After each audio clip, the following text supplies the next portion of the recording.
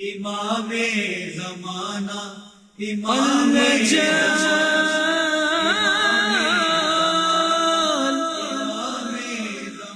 امام زمانہ.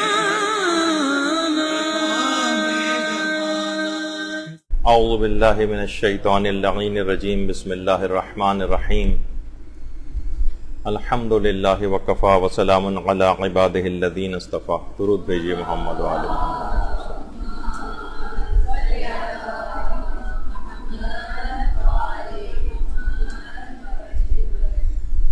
سب سے پہلے تو آپ سب کی خدمت میں پیشگی مبارکباد ولادت باسعادت امام زمانہ علیہ الصلوۃ والسلام.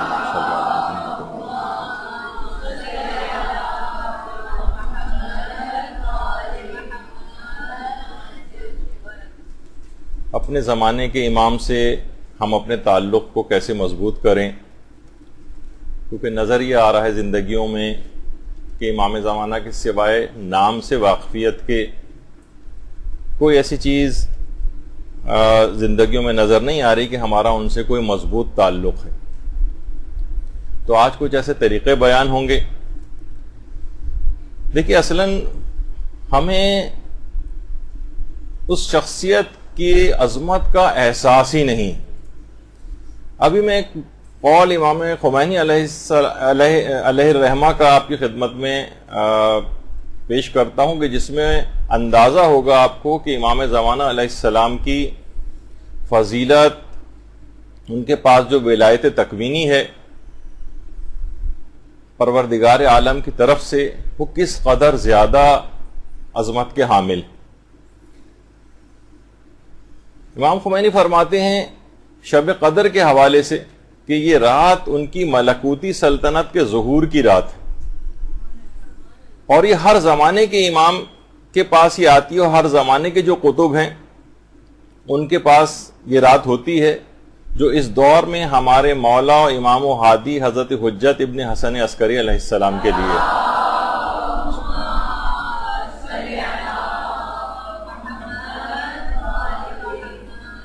فرماتے ہیں پس وہ اس عالم طبیعت کی، یعنی اس دنیا کی جس اکائی کو بھی حرکت کو چاہیں کم کر دیں، اور جب چاہیں اس کی حرکت کو تیز کر دیں.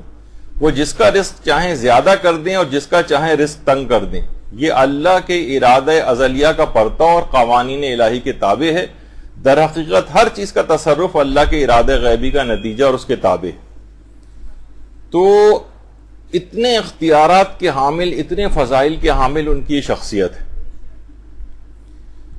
تو یہی وجہ ہے کہ انتہائی شدت کے ساتھ تمام معصومین امام زمانہ علیہ السلام کو یاد کرتے رہے ہیں.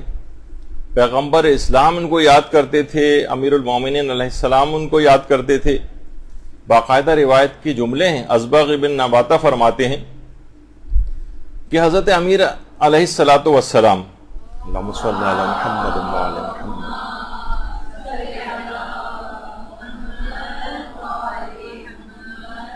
ایک بار اپنے دست مبارک سے ایک لکڑی ہاتھ میں تھی جس سے زمین پر خط دے رہے تھے. ازبغ کہتے ہیں کہ میں نے سوچا کہ شاید زمین پر کوئی نقشہ بنا رہے ہیں. میں نے پوچھا مولا ارغبت فیہا، کہ آپ کا اس زمین کو خریدنے کا ارادہ ہے؟ تو حضرت امیر نے فرمایا نہیں، خدا کی قسم نہیں. ہم دنیا کی طرف کوئی دھیان نہیں دیتے، نہ ہم اس کی کوئی خواہش رکھتے ہیں. پھر مولا، پھر آپ کس فکر میں؟ کہا میں اپنے فرزند کے بارے میں غور و فکر کر رہا ہوں. حضرت امیر کا اشارہ امام اثر علیہ الصلوۃ والسلام کی طرف تھا.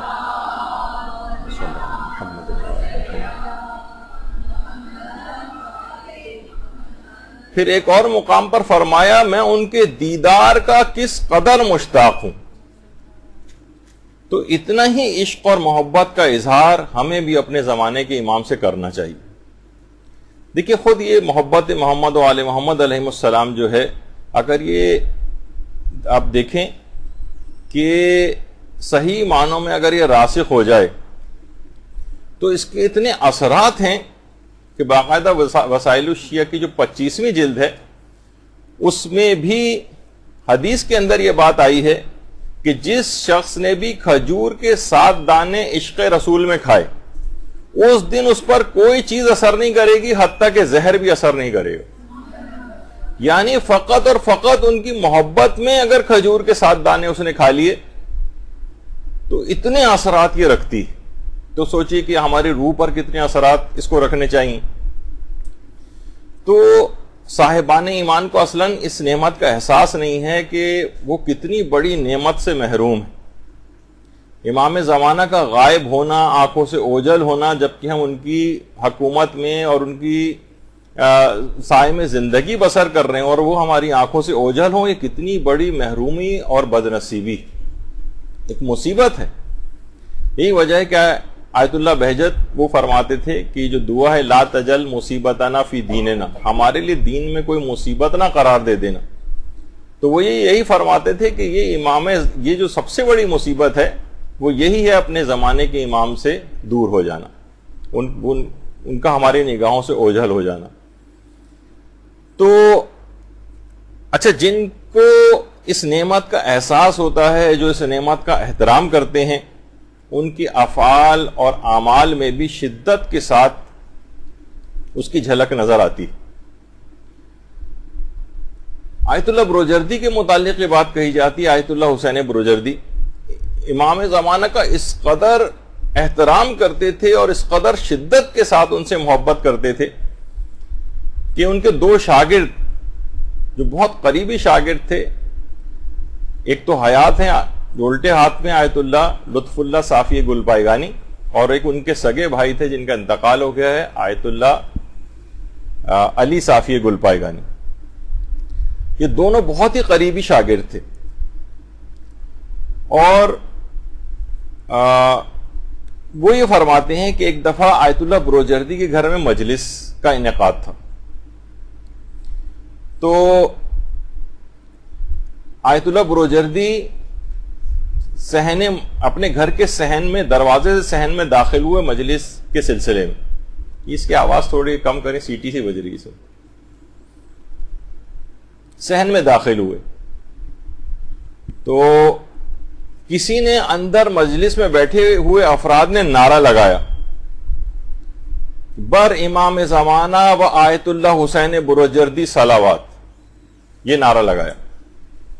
آیت اللہ صافی گل پائیگانی فرماتے ہیں تو وہ سن کر اس قدر غمزدہ ہوئے کہ اندر آنے کے بجائے باہر بیرونی دروازے کی طرف واپس چلے گئے، بیرونی دروازے کی طرف واپس چلے گئے۔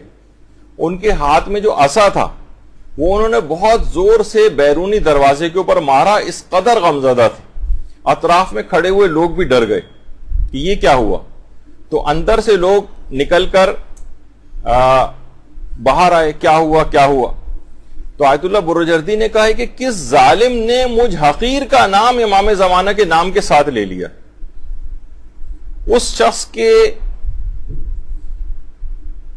اور پھر انہوں نے فرمایا کہ اس شخص کو گھر سے باہر نکالو اور دوبارہ اس شخص کو کبھی گھر میں آنے نہیں دینا، کیونکہ وہ احترام اور عظمت امام زمانہ علیہ السلام سے واقف تھی۔ اور خود امام خمینی اس قدر آیت اللہ بروجردی سے محبت کرتے تھے، اس قدر محبت کرتے تھے کہ ان کے جو پوتے ہیں امام خمینی کے، حسن خمینی، وہ فرماتے ہیں کہ میرے والد احمد خمینی وہ فرماتے تھے کہ جس وقت آیت اللہ بروجردی کا انتقال ہوا ہے تو امام خمینی گھر کے بالکل آخری اندرونی کمرے میں تھے، دروازہ جبکہ بند تھا لیکن اندر سے اس قدر زور و شور کے ساتھ گریے کی آوازیں بلند ہو رہی تھی کہ ہمیں باہر صحن تک میں سنائی دے رہی تھی۔ آیت اللہ بروجردی کے انتقال پر اس قدر امام خمینی نے جو ہے وہ گریہ کیا تھا۔ تو ہمیں بھی اپنے زمانے کے امام سے اتنی ہی محبت محسوس ہونی چاہیے، اتنی ہی تڑپ محسوس ہونی چاہیے، ان کے فضائل کی بھی اسی قدر معرفت ہونی چاہیے۔ اصلاً یہ ہے کہ جو ہمیں فضائل اور ان کی معرفت نہیں ہے ان کے مقام کی، یہ گناہوں کی ظلمت کی وجہ سے۔ ظاہر ہے پاکیزہ فصلیں جو ہیں وہ گندے پانیوں میں نہیں اگا کرتی۔ یعنی دیکھیے کہ امام زمانہ پر ہمارا جو اعتقاد ہے وہ اصلاً دیکھا جائے تو بہت ضعیف ہے، کیونکہ نہ تو ہم غیبت میں اپنی کوئی ذمہ داری پوری کر رہے ہیں، نہ اپنی ذات کی اصلاح کی طرف کوئی دھیان ہے، اور نہ ہی معاشرے کی اصلاح کی طرف کوئی دھیان ہے۔ ایک غفلت سے ایک بھرپور زندگی گزاری جا رہی ہے۔ یعنی اگر کوئی واقعی ظہور کا منتظر ہو تو تعجیل اور تاخیر میں کوئی فرق نہیں ہے ظہور کے اعتبار سے، یعنی کہ ان کا ظہور جلدی ہو جائے، ان کا ظہور تاخیر سے ہو، اصل منتظر امام کے لیے دونوں چیزیں کوئی خاص اثر نہیں رکھتی، کیونکہ وہ ہر وقت اپنے آپ کو محضر امام زمانہ میں پاتا ہے۔ دیکھیں ظہور کی دو اقسام ہیں، ایک ہے ظہور عام اور ایک ہے ظہور خاص۔ ظہور عام یہ ہے کہ جب امام تمام لوگوں کے لیے ظاہر ہو جائے، وہ ظہور عام ہوگا، اور کچھ ہے ظہور خاص۔ ظہور خاص کیا ہے؟ یعنی یہ ان افراد کے لیے جو خود کو امام زمانہ کے محضر میں ہمیشہ حاضر پاتے ہیں، انہوں نے خود کو غیبت سے خارج کر دیا۔ دوسروں کے لیے غیبت ہے، ان افراد کے لیے ظہور ہے۔ ٹھیک ہے، وہ جیسے میں نے اس سے پہلے بھی کہا تھا کہ امام زمانہ جب ظاہر بظاہر بھی اگر ظہور کر لیں گے تو کون سا روزانہ آپ کی ان سے ملاقات ہوگی؟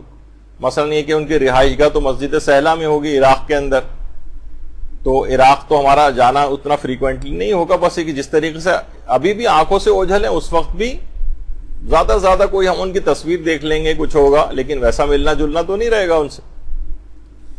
تو جو حقیقی منتظر ہے وہ ہمیشہ اپنے آپ کو محضر امام میں پاتا ہے، امام موجود ہیں، زندہ ہیں، ان کا دورہ امامت چل رہا ہے، میں ان کے محضر میں حاضر ہوں، اس کے لیے ظہور میں تاجیل اور تاخیر کا کوئی فرق نہیں ذمہ داریوں کے اعتبار سے۔ اور یہی وجہ ہے کہ جو دعائے عہد میں آپ پڑھتی ہیں، دعائے عہد میں کیا ہے؟ اللہم یرونہ بعیدا ونراہ قریبا، دشمن اسے دور خیال کرتے ہیں لیکن ہم اسے نزدیک خیال کرتے ہیں۔ دشمن کے لیے ان کا ظہور دور ہوگا، ہمارے لیے نزدیک۔ یہی وجہ ہے کہ آیت اللہ بہجت بھی فرماتے تھے کہ لوگ مسجد جمکران جاتے ہیں اور ادھر ادھر تلاش کرتے پھرتے ہیں، کہاں دیکھ رہے ہو؟ ہم امام زمانہ کو ڈھونڈ رہے ہیں۔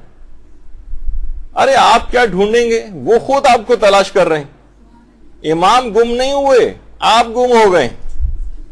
علماء فرماتے ہیں یعنی اپنے خیالات میں ہم گم ہیں، اپنی خواہشات میں ہم گم ہیں، اپنی گناہوں کی دلدل میں ہم گم ہیں، غفلت کی دنیا کے اندر گم ہیں۔ یعنی مثال علماء بیان کرتے ہیں کہ ہماری مثال اس بچے کی سی ہے جو اپنے باپ کی انگلی چھڑا کر بازار میں کسی بھی ٹافی یا چاکلیٹ والے کے پیچھے بھاگتا ہوا چلا گیا۔ اچھا، جب مجمع اور بھیڑ میں یہ پریشان ہوتا ہے اور ارد گرد کے لوگ اس سے پوچھتے ہیں کہ کیا ہوا، تو کہتا ہے کہ ابو گم ہو گئے۔ ارے ابو نہیں گم ہوئے، تم خود گم ہو گئے ہو، تم ہاتھ خود چھڑا کر بھاگے تھے ان سے۔ تو اب اس نادان بچے کے ساتھ کیا ہوگا؟ کون اس کو اپنی تحویل میں لے گا؟ آپ کو پتا ہے کہ اس طرح کے جو بازار اور یہ سب کچھ ہوتے ہیں وہاں پر بردہ فروش گھوم رہے ہوتے ہیں، وہ اسے اغوا کر کے لے جا سکتے ہیں، بچہ خطرے میں آ گیا۔ اسی طرح سے یہ راہ امام زمانہ سے بھٹکا ہوا شخص، اسے سب سے پہلے شیطان اغوا کر لیتا ہے، یہ خود ہاتھ چھڑا کر بھاگا ہے ان کا۔ دیکھیے شیطان اغوا کر کے اس کو گناہوں کے اندر مبتلا کرے گا، کیونکہ یہ جو گناہ ہیں یہ ایمان کا نور ختم کرتے چلے جاتے ہیں۔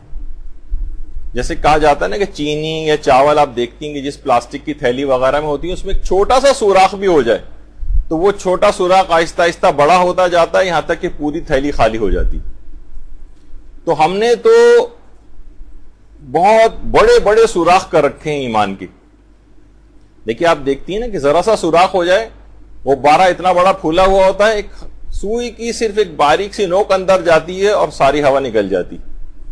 اے سی کی کولنگ، ذرا سی چیزیں کھلی ہوئی ہوں، دروازے کھڑکی، وہاں سے ساری کولنگ باہر چلی جاتی۔ ایک چھوٹا سا کاکروچ ہوتا ہے، بعض اوقات جہاز کے سسٹم کے اندر اس کو بھی مارا جاتا ہے اس سے پہلے، کیونکہ وہ بہت سے تاروں کو کاٹنے کی اور اس کے اندر خرابی پیدا کرنے کی، پوری فلائٹ کریش کا شکار ہو سکتی۔ تو یہ چھوٹے چھوٹے گناہ یہ جب نقصان دہ ہو سکتے ہیں تو بڑے بڑے گناہ کبیرہ ہماری روح کے اندر کتنے بڑے بڑے سوراخ کر رہے ہوں گے۔ سارا ایمان ان سوراخوں سے نکل کر باہر چلا جاتا ہے۔ تو دیکھیے اصلاً جو میں یہ کہہ رہا ہوں کہ ہمارا ایمان، یقین، اعتماد امام زمانہ پر نہیں، ان کے توسل سے اگر ہم کچھ دعائیں کرتے بھی ہیں تو بہت پھسپھسی قسم کی دعا ہوتی، دل کو اطمینان بھی نہیں ہوتا کہ پتہ نہیں یہ دعا قبول بھی ہوگی یا نہیں ہوگی۔ امام کے اوپر مکمل اعتماد۔ دیکھیں انسان کو اگر اعتماد ہو نا تو وہ بڑے بڑے کام کر جاتا ہے۔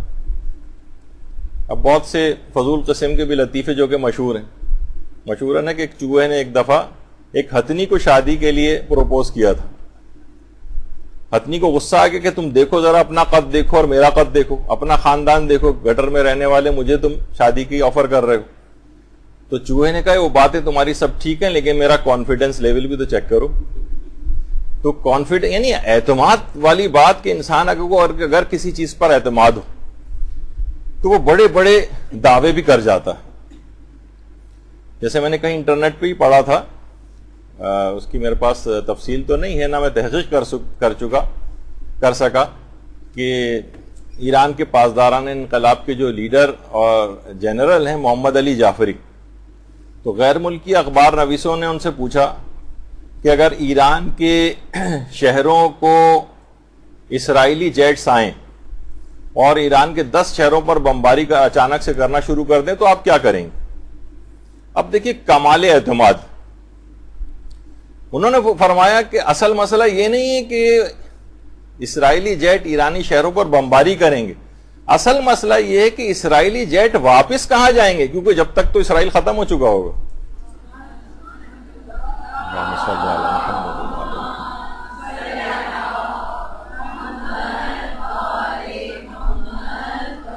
دیکھیے یہ طاقت ایمانی، یہ یقین محکم، یہ زمانے کے امام پر اعتماد سے آتا ہے۔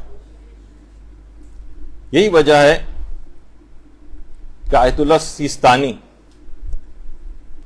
امام زمانے سے توسل، بارہا توسل کیا۔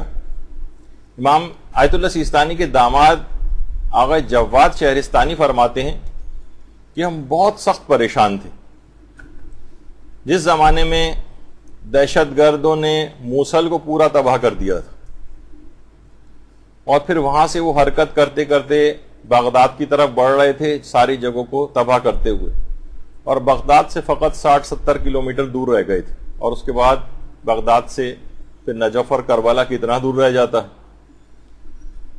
تو فرماتے ہیں جواد شہرستانی آیت اللہ سیستانی کے داماد کہ آیت اللہ سیستانی نے فرمایا کہ میں حضرت حجت سے متوسل ہوا ہوں، اور ظاہری طور پر ہمارے پاس کوئی چیز نہیں، دیکھا جائے تو واقعتاً وہاں کی فوج پوری تباہ و برباد ہو چکی تھی، اور ابتدائی طور پر تو پورے شہروں کا قبضہ وہاں کے کچھ باغی اور مفاد پرست قسم کے افراد نے پورا بغیر لڑائی حوالے کر دیا تھا داعش۔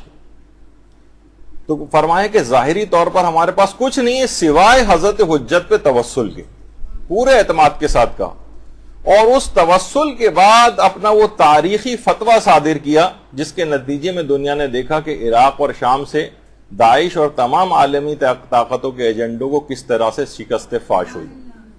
درود بھیجیے محمد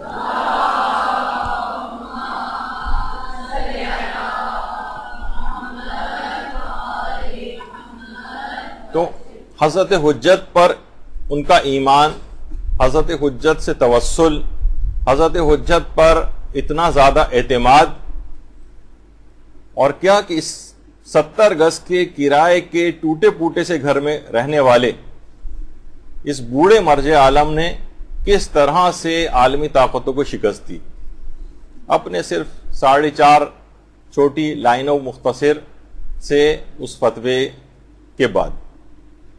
اس کے باوجود بھی بعض عقل سے جو پیدل افراد ہیں وہ انہیں مرجعیت ساکت کہتے ہیں، خاموش مرجعیت۔ وہ چاہتے ہیں کہ عام سیاستدانوں کی طرح سے بس وقت بے وقت آیت اللہ سیستانی بیان داغتے رہیں تاکہ کوئی بعد میں ان کی بات کو سیریس بھی نہ لے۔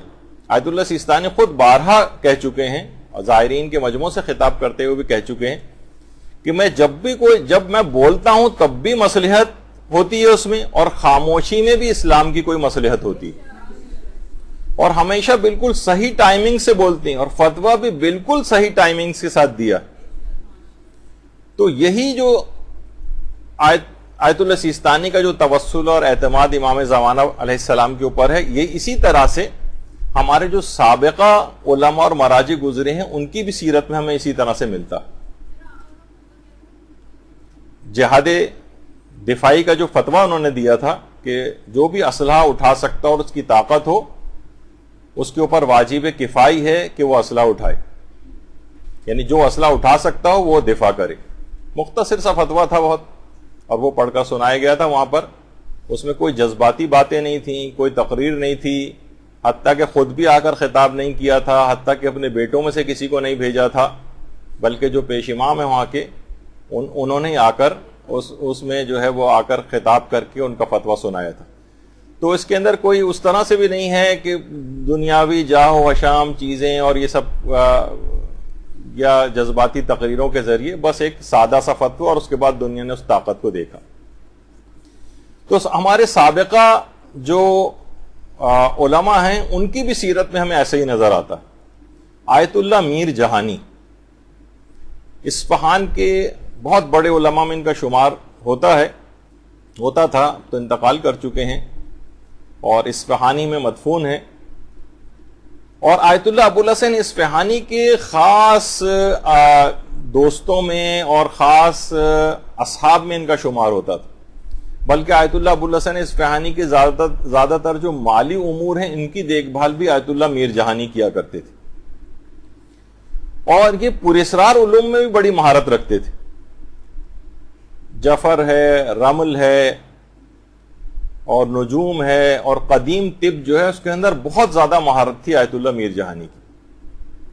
اور بہائیوں کے ساتھ انحراف، ایک فرقہ ضالہ گمراہ فرقہ جو ایران کے اندر ہے، جس پہ سب علماء نے ان کے کفر کے فتوے دیے ہیں، تو بہائیوں سے بہت انحراف کا انہوں نے مقابلہ کیا۔ اچھا، خود آیت اللہ میر جہانی یہ فرماتے ہیں کہ جس وقت ہم نجف میں تھے تو ہم سب لوگ اور بہت سارے علماء اور مجتہدین آیت اللہ ابو الحسن اصفہانی کی خدمت میں بیٹھے ہوئے تھے کہ یمن سے ایک خط آیا، اور خط جو تھا وہ وہاں کے مفتی، ایک جو کہ غیر شیعہ اہل سنت عالم دین آغائے بحر العلوم یمنی، ان کا خط آیا، اور اس خط کے اندر لکھا ہوا یہ تھا، خود آیت اللہ ابو الحسن اصفہانی نے وہ خط پڑھ کر سنایا اور کہا کہ یہ جو آپ کہتے رہتے ہیں کہ آپ کا عقیدہ امام مہدی کے اوپر ہے، تو کیا دلیل ہے آپ کے پاس کہ امام مہدی موجود ہے؟ سب کے سامنے اس خط کو آیت اللہ ابو الحسن اصفہانی نے پڑھا اور اس کے بعد مسکرانے لگے۔ دیکھیے کمال اعتماد۔ اور اس کے بعد خود جواب لکھا آقا بحر العلوم یمنی، اور کہا کہ آپ نجف اشرف تشریف لے آئیں، میں آپ کی ملاقات امام زمانہ علیہ السلام سے کروا دوں گا۔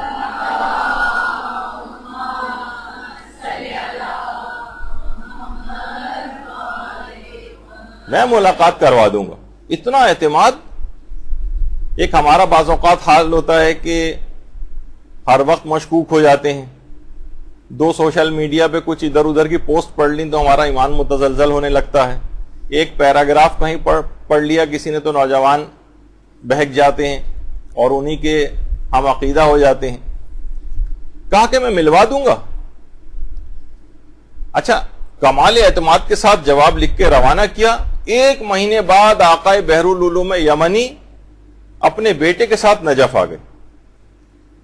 اس وقت حرم امیر المومنین میں نماز پڑھا رہے تھے آیت اللہ ابو الحسن اصفہانی۔ آیت اللہ ابو الحسن اصفہانی حرم امیر المومنین میں نماز پڑھاتے تھے۔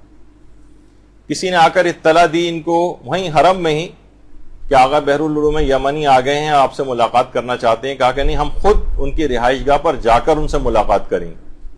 جب ملاقات کے لیے گئے تو آقا بحر العلوم یمنی نے ان کو وہی سوال ان کے سامنے رکھا کہ اگر آپ نے کہا تھا کہ آپ ملاقات کروا دیں گے تو ہم لوگ آ گئے ہیں۔ تو کہا کہ ٹھیک ہے، کل رات آپ کھانا میرے ساتھ کھائیں۔ اچھا، آیت اللہ ابو الحسن اصفہانی کے کھانا کھانے کے بعد انہوں نے اپنے خادم کو بلایا جن کا نام تھا حسین مشہدی۔ کہا حسین مشہدی چراغ لے کر آؤ، ہم باہر جائیں گے. اس کے بعد بحرالعلوم یمنی ان کے بیٹے اور خادم جو تھے ان کے حسین مشہدی، ان کو آیت اللہ ابوالحسن اصفہانی نے لیا اور وادی السلام جو قبرستان ہے وہاں پر چلے.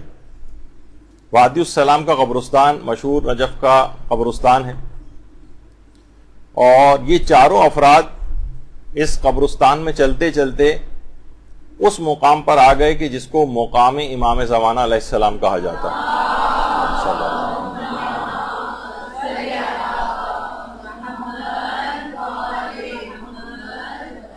جو امام زمانہ علیہ السلام کی یقینی بیٹھک اور نشست گاہوں میں سے ایک ہے. مقام امام زمانہ، اچھا مقام امام زمانہ علیہ السلام 3 ہیں. ایک تو کربلا میں ہے، آپ لوگوں میں سے جنہوں نے بھی زیارت کی ہے انشاءاللہ انہوں نے دیکھا ہوگا، جنہوں نے نہیں کی انشاءاللہ وہ ضرور جلد دیکھیں گے. کربلا میں ایک ہے اور دوسرا ہلہ میں ہے مقام امام زمانہ. یہ امام زمانہ کی بیٹھکیں اور نشست گاہیں کہلاتی ہیں. اور تیسرا نجف اشرف میں ہے، نجف میں. اچھا یہ جو نجف والا ہے یہاں تک چلتے ہوئے آئے، اور اسی مقام امام زمانہ میں ایک کنواں ہے. اس کنویں سے پانی نکال کر آقا ابوالحسن اصفہانی نے وضوء تجدیدی کیا، اور اس کے بعد پھر اس مقام امام زمانہ میں خود داخل ہو گئے. یہ لوگ باہر کھڑے رہے اور وہاں جا کر 2 رکعت نماز پڑھنا شروع کر دی. اب آقا بحرالعلوم یمنی کے بیٹے فرماتے ہیں کہ میں اور میرے والد باہر بے چینی کے ساتھ ٹہل رہے ہیں کہ ہمیں ملوانے کے لیے لائے ہیں یہاں پر امام زمانہ سے، اور یہ خود جو ہے کبھی وضو کر رہے ہیں کبھی نماز پڑھ رہے ہیں. اچھا اندر سے نماز جب ختم ہوئی تو اندر سے ایسا لگا جبکہ اندر اور کوئی نہیں تھا. کچھ دیر بعد 2 افراد کے آپس میں بولنے کی آواز آنے لگی. اچھا 5-6 منٹ تک اسی طرح سے بات چیت کی آوازیں آتی رہیں. اس کے بعد آقا ابوالحسن اصفہانی کی آواز گونجی کہ بحرالعلوم اندر تشریف لے آئیے.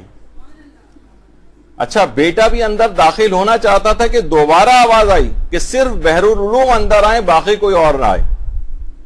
تو ان کے بیٹے کہتے ہیں کہ میں اور ان کا جو خادم تھے حسین مشہدی ہم لوگ باہر بیٹھے رہے.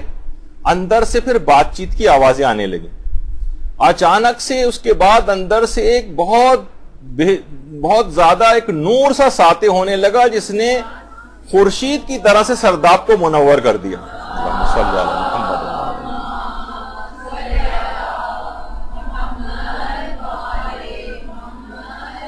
اچانک سے بہت زیادہ روشنی وہاں سے ظاہر ہونے لگی، اور بحرالعلوم کے بیٹے کہتے ہیں میرے والد کی گریہ وزاری کی آوازیں گونجنے لگی.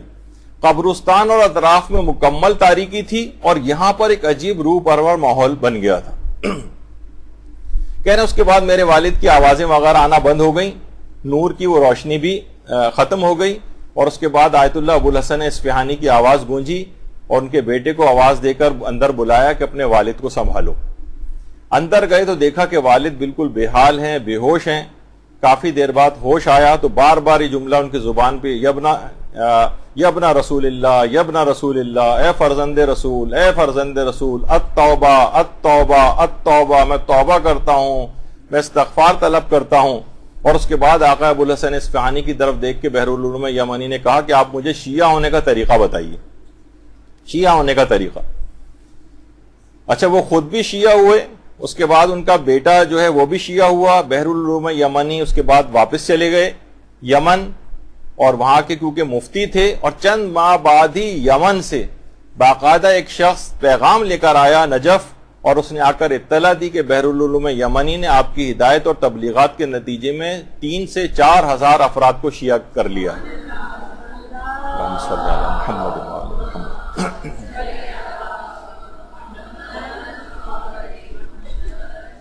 اور یہ سلسلہ ابھی بھی جاری ہے انہوں نے کہا. تو آپ یہ دیکھیے کہ امام زمانہ علیہ السلام سے کتنا زیادہ ارتباط، ان کے اوپر کتنا زیادہ اعتماد ایک ایسا ہی ہر مومن کے لیے ہونا چاہیے.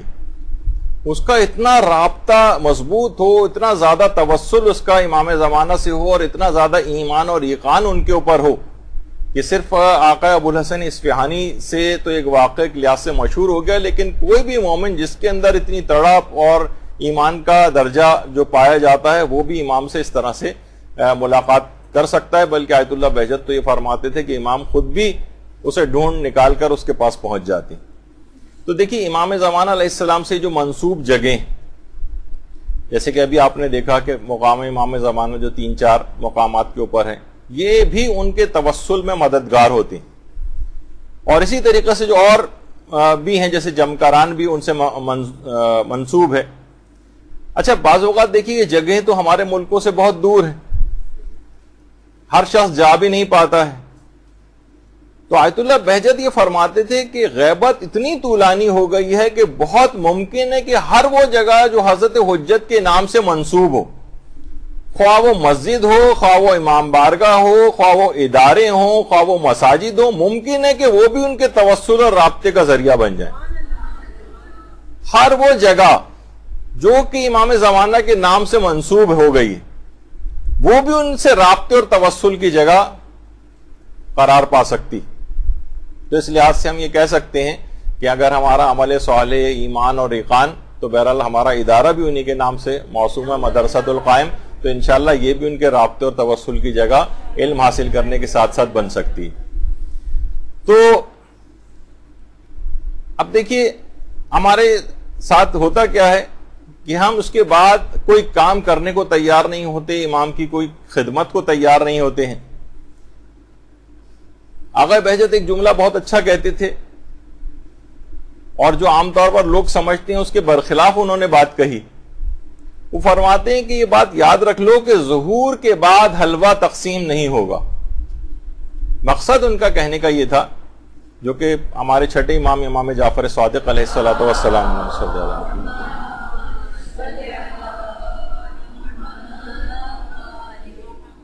جس نے بھی ان کا زمانہ درک کر لیا، تو ایک کنایا ایک انہوں نے استعمال کیا ہے کہ ہر شخص کو لباس جنگ پہننا ہوگا، یعنی تمہارے جسموں سے جب تک خون نہ نکلے گا اور تمہاری پیشانیوں سے جب تک پسینہ جاری نہ ہوگا تب تک حکومت برقرار نہ ہوگی امام کی۔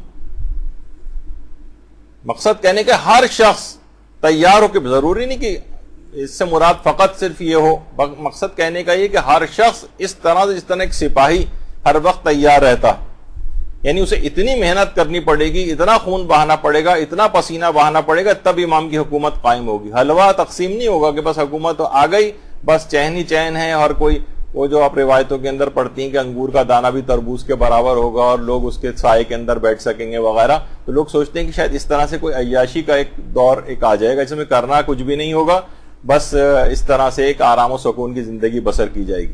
دیکھیے امام معجزات نہیں دکھائیں گے، یعنی اگر معجزات ہی سے حکومت اسلامی قائم کرنی ہوتی تو حضرت امیر پیغمبر اسلام کی رحلت کے بعد ہی معجزات کے ذریعے اپنی حکومت کو قائم کر لیتے۔ اتنا طول پکڑنے کی ضرورت نہیں ہوتی اس کے لیے۔ تو اب اپنے زمانے کے امام سے ہم اپنے اس تعلق کو کیسے مضبوط کریں؟ وہ اتنا اعتماد کہاں سے لے کر آئیں؟ جیسے ابو الحسن اصفہانی کا تھا، جیسے آیت اللہ بروجردی کا تھا، جس طرح اور صاحبان ایمان کا ہوتا۔ اس کے کچھ طریقے علماء نے بتائیں کہ ہم یہ دوری کیسے ان سے اپنی کم کر سکتے ہیں۔ پہلی تو چیز یہ ہے کہ امام زمانہ علیہ السلام کے لیے دعا بآواز بلند کرنی چاہیے۔ امام کے لیے جتنی بھی دعا آپ کریں گی اتنا ہی زیادہ آپ کا تعلق اور ارتباط امام سے بڑھتا جائے گا۔ ایک تو دعا کرنی ہے، اور اس کے اندر بھی علماء یہ فرماتے ہیں کہ بہتر ہے کہ اس کو بآواز بلند ان کے لیے دعا کی جائے، بآواز بلند۔ اور دوسری چیز علماء فرماتے ہیں کہ گناہوں سے جتنا زیادہ آپ بچیں گی اتنا ہی زیادہ امام زمانہ کے قریب ہوتی جائیں گی۔ جب بھی باقاعدہ نعرہ لکھ کے بہت سی جگہوں پہ لگایا جاتا ہے اللہم عجل لولیک الفرج، یعنی گناہ انجام نہ دو، اس کے دوسرے معنی یہی، یہ جو آپ دعا کرتی ہیں نا، اس کے معنی اصلاً یہ ہیں کہ اس سے ظہور نزدیک ہوگا کہ امام زمانہ کے اتنے صالح افراد جو ہیں وہ پیدا ہو جائیں، اور وہ صالح افراد گناہ چھوڑ کر ہی صالح بن سکیں گے، تو تب امام کا ظہور نزدیک ہوگا، یہ ان سے ایک قریب جانے کا ایک سبب بنے گا۔ گناہوں کے ساتھ امام سے قریب نہیں آ سکتے۔ اور یہ بھی کہا جاتا ہے، آیت اللہ بہجتی کہتے تھے کہ ظہور کے بعد وہ افراد کہ جنہوں نے زمانہ غیبت کے اندر ثابت قدم رہے ہوں گے ایمان پر، ان پر خاص طور پر ظہور کے بعد لطف و عنایت کی جائے گی۔ یعنی اگر آپ نے یہ غیبت کا زمانہ بہت اچھے طریقے سے گزار لیا تو دیگر تمام افراد کی نسبت ایسے افراد سے بہت امتیازی سلوک کیا جائے گا۔ ان لوگوں نے بہت اس زمانے پور آشوب کے اندر اپنے آپ کو، اپنے ایمان کو صحیح و سالم بچا کر لے گئے، ان پر خصوصی عنایت کی جائے گی، ان پر خصوصی الطاف جو ہیں وہ اپنے نچھاور کیے جائیں گے۔ یہی وجہ ہے کہ کہا جاتا ہے کہ جس وقت امام کا ظہور ہوگا تو اس وقت سب سے خوش قسمت کون ہوگا؟ سب سے خوش قسمت۔ تو علماء فرماتے ہیں کہ ظہور کے وقت جو شخص بھی اطاعت الہی کرتا ہوا نظر آئے گا وہ سب سے خوش قسمت ہوگا۔ یعنی جتنی زیادہ آپ احکامات پروردگار کے اوپر اس زمانے غیبت کے اندر عمل کرتی جائیں گی اور اسی کے ساتھ ساتھ ظہور ہو جائے گا تو ایسے افراد انتہائی خوش قسمت تصور کیے جائیں گے۔ یعنی انہوں نے زمانہ غیبت کو اس طرح سے نہیں گزارا جس طریقے سے لاپرواہ، فاسق و فاجر، بدکار افراد گزارتے تھے۔ انہوں نے اپنے اس غیبت کے زمانے کو بھی اس طرح سے کہ اپنے زمانے کا امام موجودہ، ٹھیک ہے آنکھوں سے ہی تو غائب ہے نا، لیکن اس میں تو انہوں نے اپنی ذمہ داری کا احساس کیا، اپنے آپ کو گناہوں سے بچایا اور یہاں تک لے کر آ گئے۔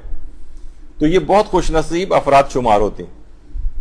تو امام سے ارتباط کا ایک اور طریقہ یہ بھی ہے کہ امام زمانہ سے بہت زیادہ ان کو دعاؤں کے اندر ان سے توسل کیا جائے، ان کو پکارا جائے، کیونکہ جو بھی ان کو پکارتے ہیں تو امام ان پر بہت زیادہ مہربان ہوتے ہیں، والدین سے زیادہ مہربان ہوتے ہیں۔ آغا بہجت فرماتے تھے امام زمانہ آپ کے والدین سے زیادہ آپ کے اوپر مہربان ہوں گے اگر ہم ان کو غیبت کے زمانے میں پکاریں گے، ان سے استغاثہ جو ہے وہ کریں گے۔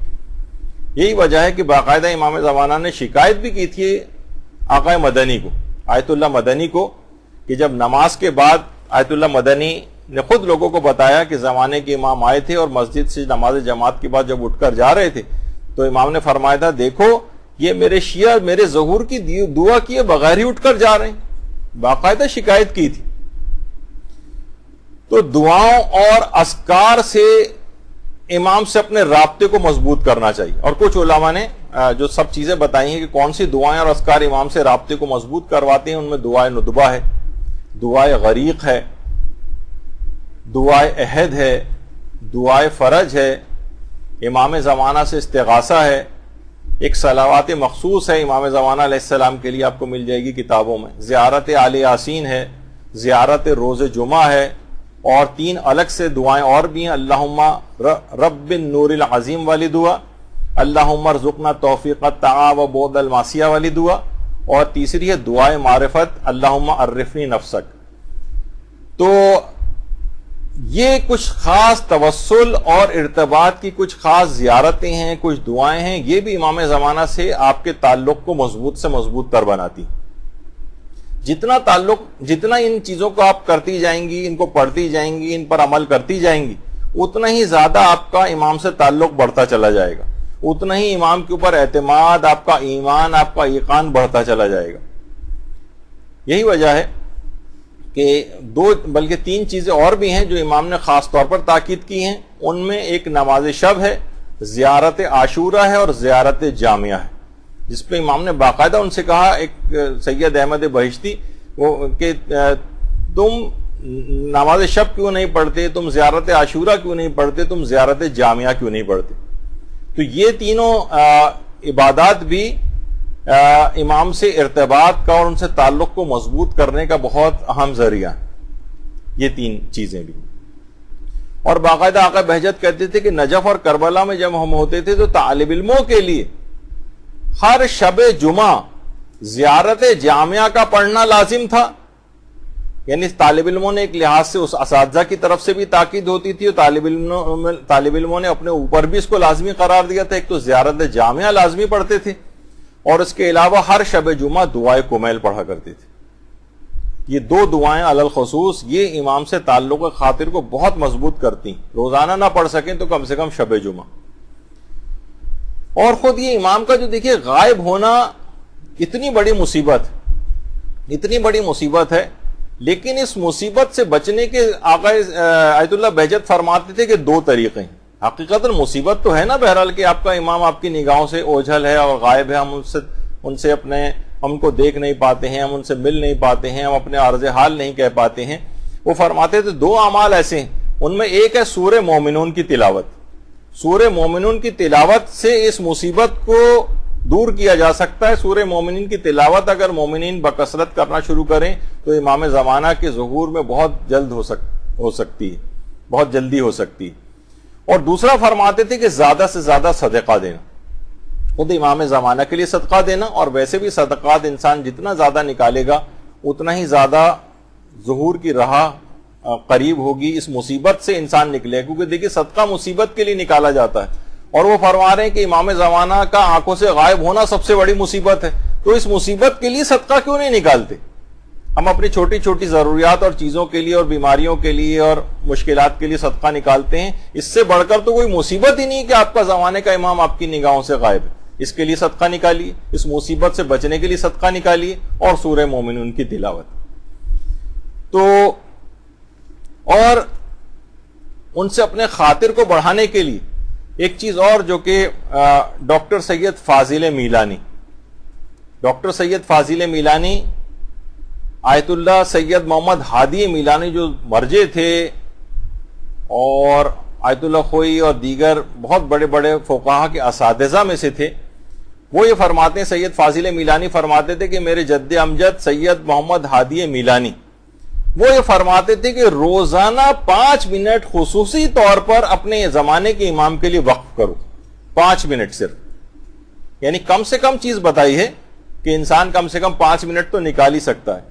ان 5 منٹ کے اندر اپنے آپ کو حضرت حجت کا ملازم اور خادم سمجھو، اور خادم سمجھ کے اور ملازم سمجھ کے وقف کر دو. ان کے مشن کے لیے کام کرو، ان کے جو بھی ان کے فرمودات ہیں، ان کی غیبت میں کیا ذمہ داریاں آپ کو ادا کرنی چاہیے اس کے مطابق عمل کرو. روزانہ 5 منٹ. جس طریقے سے کوئی غلام ہوتا ہے اپنے آقا کی خدمت میں چشم ابرو کا منتظر ہوتا ہے، جو حکم دیں گے میں اس دوران کروں گا، تو کم سے کم روزانہ 5 منٹ نکالو صرف، اور اپنے آپ کو امام زمانہ کا خادم اور ملازم سمجھ کے کام کرو. اور پھر اس پیریڈ کو گزارتے بھی چلے جاؤ، پھر 24 گھنٹے کا پیریڈ بھی مسلسل طور پر بھی اپنے آپ کو چاہو تو امام زمانہ کا خادم سمجھ سکتے. تو فرماتے ہیں اگر تم نے ایسا کیا تو یقین جانو یقینی طور پر تم ان کی نگاہ میں مورد تائید اور مورد عنایت قرار پاؤ گے.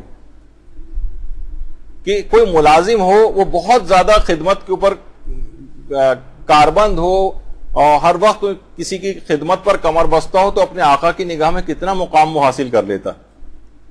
اور صرف یہی نہیں بلکہ اپنی دعاؤں میں بھی ان کو وسیلہ قرار دو. جب بھی علماء فرماتے ہیں کہ لوگوں کی مالی مشکلات ہوتی ہیں، اقتصادی مشکلات ہوتی ہیں، آیت اللہ محمد علی ناصری نے بھی جو ماہ رمضان کی مناسبت سے ایک درس اخلاق وہاں پہ دیا تھا اصفہان میں، اس میں بھی ایک تھا کہ مالی اور اقتصادی مشکلات کے حل کے لیے بھی امام زمانہ کو پکارو، یعنی جتنی بھی ہماری ضروریات ان سے توسل اختیار کرو. تو حتیٰ کہ علماء یہاں تک فرماتے ہیں کہ اپنی واجب نمازوں تک میں بھی حضرت حجت سے توسل کرو. آیت اللہ بہجت سے کسی نے سوال پوچھا تھا باقاعدہ کہ کیا کریں کہ ہم احکامات خدا جو ہیں، خاص طور پر جو نماز ہے، ان کی بجاوری میں ہمیں خشوع خضوع نہیں آ پاتا ہے. تو آیت اللہ بہجت نے فرمایا کہ نمازوں سے پہلے اپنے زمانے کے امام سے توسل کرو. یہ توسل تمہارا نمازوں میں خشوع خضوع کو بڑھا دے گا، خشوع خضوع بڑھا دے گا. مثلا اس سے پہلے السلام علیکہ یا صاحب العصر والزمان کہیے اور نماز شروع کر دیجیے. اسی طریقے سے مثلا آیت اللہ سید عبد الحادی شیرازی، ان کا یہ طریقہ تھا کہ نمازوں سے پہلے ہمیشہ السلام علیکہ یا ابا عبداللہ الحسین کہتے تھے اور پھر نماز شروع کرتے تھے. یہ ایک توسل ہے، چاہے وہ درود کے ذریعے توسل ہو، چاہے وہ سلام کے ذریعے توسل ہو، چاہے زیارت کا ایک چھوٹا سا جملہ کہ السلام علیکہ کہا اور امام کا نام لے دیا، امام حسین کا نام لے دیا، یہ بھی ایک توسل. اور اس کے بعد نماز شروع کر دی جائے. یہ کوئی نماز کا کوئی حصہ نہیں ہے، لیکن ایک توسل کا ایک طریقہ ہے خشوع خضوع بڑھانے کے لیے. وہ فرماتے ہیں جس طریقے سے ایک بچہ کبھی کسی محفل میں جب داخل ہوتا ہے اپنے باپ کے ساتھ، تو سب لوگ اس باپ کی وجہ سے بچے کی بھی عزت کرتے ہیں، اس سے ہاتھ ملاتے ہیں، اس بچے کو پیار کرتے ہیں، اپنے پاس بٹھاتے ہیں. اب جو بھی بزم خدا میں حاضر ہونا چاہے اسے بھی چاہیے کہ کسی بڑے بزرگ مقرب الہی کے ساتھ حاضر ہو جائے. اور امام زمانہ سے بڑھ کر حقیقی باپ اور کون سا ہوگا؟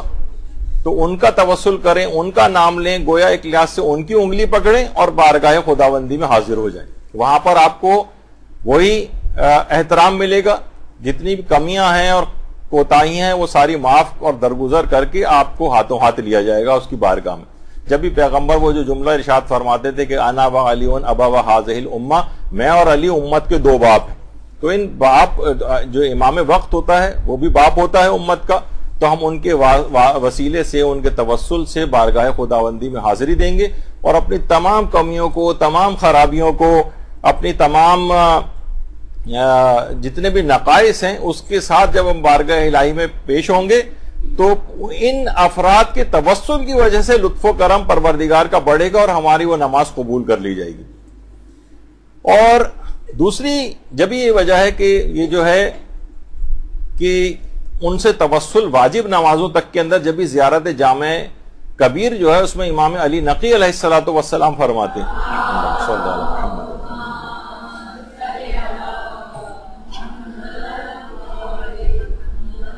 وَبِمَوَالَاتِكُمْ تُقْبَلُ الطَّاعَةُ الْمُفْتَرَضَةُ، آپ ائمہ کی محبت اور وسیلے ہی سے واجب نمازیں قبول ہوتی، ہماری واجب عبادات قبول ہوتی.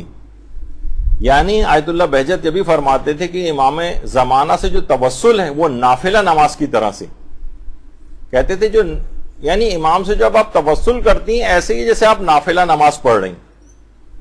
اور وہ یہ فرماتے تھے کہ جب اسحاق دنیا میں آنے والے تھے نبی خدا تو فرشتے حضرت ابراہیم کے پاس آئے تھے اور ان کو بشارت دی تھی جو سورہ انبیاء کی آیت نمبر 72 ہے جو ہم نے نمازوں کے درس میں بھی پڑھی تھی کہ وَوَهَبْنَا لَهُ اسحاق وَيَعْقُوبَ نَافِلَةً، یعنی ہم نے اسحاق و یعقوب کے وجود کو نافلہ قرار دیا.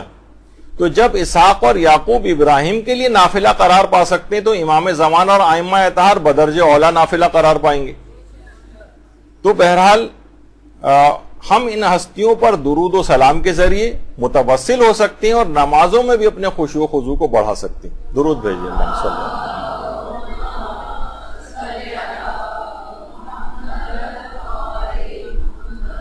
اور گویا اپنا ہاتھ ان کے ہاتھ میں دے دیں گے. تو یہ جب ہم اپنا ہاتھ بڑھائیں گے اور ان بزرگ ہستیوں نے ہمارے ہاتھ کو تھاما ہوا ہوگا تو یہ اپنی طرف کھینچ کر ہمیں علو اور بلندی ہی عطا کریں گے. اچھا، آیت اللہ بہجت بیچ میں بات آ گئی تو یعنی اس کو خاص طور پر میں نے سوچا تھا کہ بیان کروں گا کہ بعض جلسوں میں آیت اللہ بہجت فرماتے تھے کہ مجھ سے یہ بات پوچھی گئی ہے اور لوگ بھی عام طور پر بھی بہت پوچھتے ہیں کہ ہمارے گھر کے کچھ افراد ہیں جو نماز نہیں پڑھتے، کیا ایسا کریں کہ وہ نمازی ہو جائیں؟ تو آیت اللہ بہجت فرماتے تھے کہ میں لوگوں کو ہمیشہ یہی بتاتا ہوں کہ آپ امام حسین علیہ السلام سے توسل کریں اور ان سے کہیں کہ مولا حسین آپ ان لوگوں کی ہدایت کر دیں. اچھا، کہنے لگے میں نے لوگوں کو ایک مجمع میں یہ بات بتائی تو کچھ عرصے کے بعد وہ لوگ آئے اور بڑی خوشی سے آ کر اطلاع دی کہ وہ تمام افراد نمازی بن گئے ہیں کہ جن کے لیے اس انداز سے توسل کر کے دعا کی گئی تھی. اللہم صلی علی محمد وعلی محمد.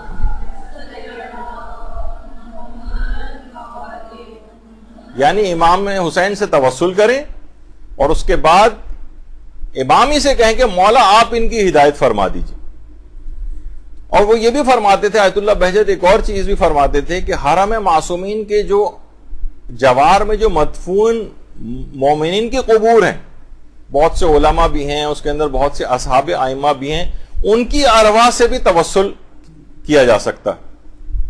یعنی روزانہ اگر الحمد اور 3 مرتبہ سورہ اخلاص پڑھ کر حرم معصومین جہاں جہاں جو حرم معصومین ہیں، مثلا خود امیر المومنین کے حرم کے اطراف میں دیکھیں کتنے بڑے بڑے علماء ہیں. آیت اللہ خوئی کی قبر بالکل سامنے، اور حرم امام ویسے اور بہت سارے وہاں پہ تو 300 سے زائد 500 یا 700 یا بڑے بڑے علماء تو وہاں پر نجفی کے اندر مدفون ہیں. ان کی ارواح کے لیے الحمد اور سورہ اخلاص 3 مرتبہ اگر پڑھا جائے. اور اسی طریقے سے مشہد میں جو ایک زیر زمین قبرستان ہے، وہ کتنے بڑے بڑے علماء اور شہداء کے قبور ہیں باقاعدہ، جو ہے وہاں پر بھی اس کو ضرور جانا چاہیے کہ جب بھی مشہد زیارت کے لیے جائیں اس قبرستان جو زیر زمین ہے بالکل وہاں ضرور جائیں. اور اسی زیر زمین قبرستان سے ہوتے ہوئے جو سب سے قریب ترین امام کی قبر تک پہنچنے کی جگہ ہے وہ بھی زیر زمین قبرستان سے ہوتے ہوئے جاتی ہے، بہت کم لوگ وہاں تک پہنچتے ہیں۔ تو بہرحال وہاں جا کر ان قبور کے حوالے سے جو ہے وہ توسل کیا جائے اور دعا کی جائے۔ اسی طریقے سے مثلاً یا جیسے کہ امام رضا ہی کے صحن کے اندر آیت اللہ بہائی کی قبر بھی ہے، یعنی حرم کے اطراف کے اندر جتنے بھی مومنین کی قبور ہیں یہ بھی اتنی بابرکت ہو گئے ہیں اطراف حرم میں مدفون ہونے کی وجہ سے کہ ان سے بھی توسل کیا جا سکتا اور ان سے بھی مدد حاصل کی جا سکتی۔ اسی طریقے سے معصوم قم کے اطراف میں جو قبرستان شیخاں، اس کے اندر زکریہ ابن آدم اور ائمہ کے کتنے اصحاب ہیں مدفون ہیں یہاں پر، مرزا قمی قبر ہے، کتنے شہداء کے قبور ہیں یہاں پر، تو ان سے بھی مدد حاصل کی جا سکتی۔ خود حرم معصوم قوم کے اندر ہی کتنے بڑے بڑے بزرگ علماء اور مراجع کی قبور ہیں، ان سے بھی مدد حاصل کی جا سکتی۔ فرماتے تھے کہ ان سے جب متوسل ہو کر مدد حاصل کی جا سکتی ہے تو چہ جائے کہ روح ملکوتی امام حسین علیہ السلام، سوچی کہ اس کا مقام اور مرتبہ کیا ہوگا جب یہ لوگ اتنے زیادہ اس دعاؤں کی قبولیت کے سلسلے میں مددگار ہیں۔ تو ان سے ارتباط بڑھانے کے لیے ان کا توسل۔ اس کے علاوہ علماء فرماتے ہیں کہ امام زمانہ سے اپنے ارتباط کو مضبوط بنانے کے لیے اپنے نیک اعمال اور نیکیوں کو امام زمانہ علیہ السلام کو ہدیہ کریں، اس سے آپ کو توفیقات کے ایسے خزانے آپ کو ملیں گے، امام سے تعلق خاطر اتنا زیادہ بڑھے گا کہ آپ نے جتنے بھی واجبات ہیں آپ جتنی واجب نمازیں پڑھ رہی ہیں، واجب روزے رکھ رہی ہیں، مستحب نمازیں، مستحب روزے، دیگر عبادات، ساری نیکیاں، یہ سارے کے سارے آپ، حج ہیں، جتنی اور توفیقات خیر یا آپ کو نصیب ہوتی ہیں، سب کا سب آپ امام زمانہ علیہ السلام کو ہدیہ کر سکتی۔ آپ خود حیران ہو جائیں گے۔ دیکھیے عام طور پر بھی نیکیاں دوسروں کو ہدیہ کرنے کی عادت ڈالی اپنے مرحومین کے لیے، خاص طور پر امام زمانہ کی خود ایک تاکید ہے کہ وہ افراد کے جن کا اس دنیا میں کوئی والی اور وارث نہیں ہے اور انتقال کر گئے، ان کے لیے علی الخصوص دماغ میں رکھتے ہوئے کہ امام زمانہ نے حکم دیا ہے ان کے لیے بھی ثواب میں شریک، ان کا تو کوئی والی وارث نہیں ہے، دنیا سے ایسے چلے گئے، کوئی ان کے لیے سورہ فاتحہ پڑھنے والا نہیں ہے، ان کے لیے آپ تمام نیک اعمال ان کو بھی ہدیہ کریں۔ ایسی توفیقات آپ کو ملیں گی کہ آپ حیران ہو جائیں گے۔ حوزہ علمیہ قم کے ایک استاد نے بات نقل کی ہے کہ باوجود کوشش کے میں نماز شب کا پابند نہیں ہو پاتا تھا۔ دیکھیے بہت سے لوگوں میں کمزوریاں ہوتی ہیں، کچھ ایسی کہ پڑھتا تھا لیکن پابند نہیں ہو پاتا تھا، میں بڑا پریشان ہوتا تھا کہ آخر کیا ایسا ہو گیا۔ وہ خود فرماتے ہیں کہ ایک دفعہ میں بس میں سفر کر رہا تھا تو ایک بچے نے مجھ سے پانی مانگا، میری جو بس میں جو میری سیٹ تھی وہ بالکل اس جگہ پہ تھی جہاں کولر وغیرہ ہوتا ہے، ہماری بسوں میں تو خیر ایسا کوئی انتظام نہیں ہوتا، وہاں کی بسوں میں ممکن ہے، تو کولر کی میں قریب تھی، بچے نے مجھ سے پانی مانگا، میں نے گلاس بھر کر اس کو پانی دیا اور اسی وقت میں نے دل میں نیت کی کہ پروردگارہ اس پانی پلانے کا ثواب میرے والد مرحوم کی روح کو پہنچے۔ وہ فرماتے ہیں کہ اسی رات سے مجھے ایسی نماز شب کی توفیق ملی کہ پھر دوبارہ کبھی قضا نہیں ہوئی۔ تو وہ فرماتے ہیں کہ مجھے اب نہیں پتا کہ پانی پلانے کا کیا تعلق بنتا ہے نماز شب کی پابندی سے، لیکن کیا ہے کہ میں نے اس طرح سے اپنے ثواب کو ہدیہ کیا اور اس کے نتیجے میں یہ توفیق مل گئی کہ میں نماز شب کا پابند ہو گیا۔ تو اعمال نیک کو کسی دوسرے کو ہدیہ کرنے سے بہت توفیقات ملتی ہیں۔ تو سوچیں کہ آپ امام زمانہ علیہ السلام کو اپنے ہدیہ کریں گی۔ یہی وجہ ہے کہ آیت اللہ وحید خراسانی بھی فرماتے ہیں کہ سورہ یاسین کا ایک ہدیہ پڑھ کر امام زمانہ کو اگر ہدیہ کیا جائے، سورہ یاسین کو پڑھ کر امام زمانہ کو ہدیہ کیا جائے تو دنیا اور آخرت کی تمام سعادتیں حاصل ہو جاتی ہیں، یعنی امام سے آپ کا تعلق خاطر وہ بڑھے گا۔ اور اسی طرح سے آقا آیت اللہ وحید خراسانی یہ بھی فرماتے ہیں کہ روزانہ صبح اور رات کو سونے سے پہلے 11 مرتبہ اگر کوئی سورہ توحید پڑھے اور امام زمانہ کو یہ ہدیہ کرے تو یہ عمل آپ کی روح کے لیے اکسیر بن جائے گا، اکسیر احمر۔ وہ فرماتے ہیں اس سورے کا، یہ جو سورہ ہے سورہ توحید کا، امام زمانہ کو ہدیہ کرنے کا ایک خاص اثر ہے اور یہ ہدیہ کبھی امام کی بارگاہ سے رد نہیں ہوتا۔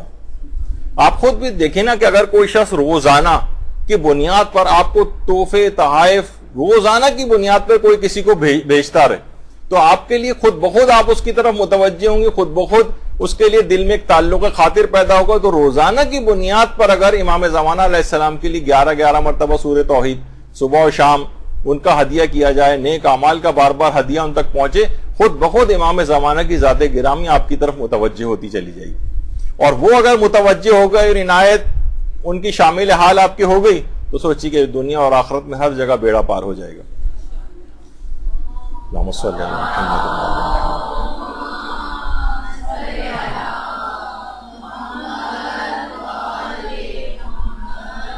اچھا, آیت اللہ وحید خراسانی نے خاص طور پر قرآن کو ہدیہ کرنے کا جو ثواب بتایا ہے وہ ذرا آپ تھوڑا سا یہ سن لیجئے تو بہت اچھا ہوگا.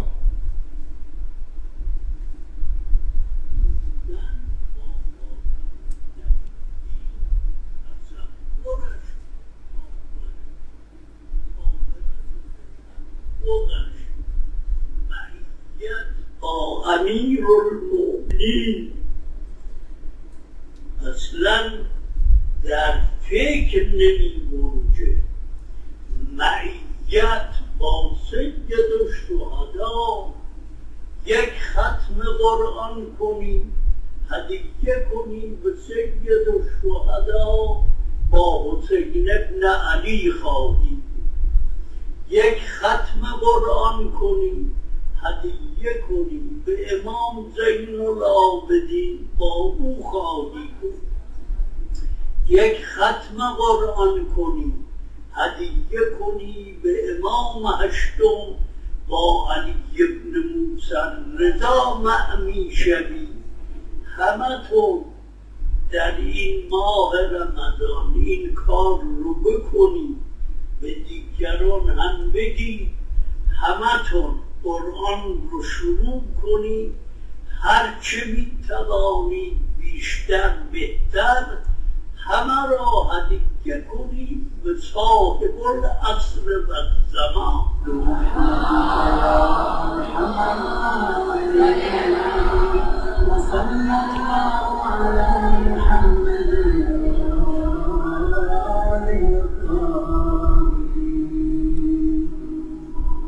تو آپ نے دیکھا کہ ایسی ایسی توفیقات خیر آپ کو نصیب ہوں گی قرآن کو ہدیہ کرنے کے, نیک اعمال کو ہدیہ کرنے کا, کہ انسان حیران ہو جائے گا.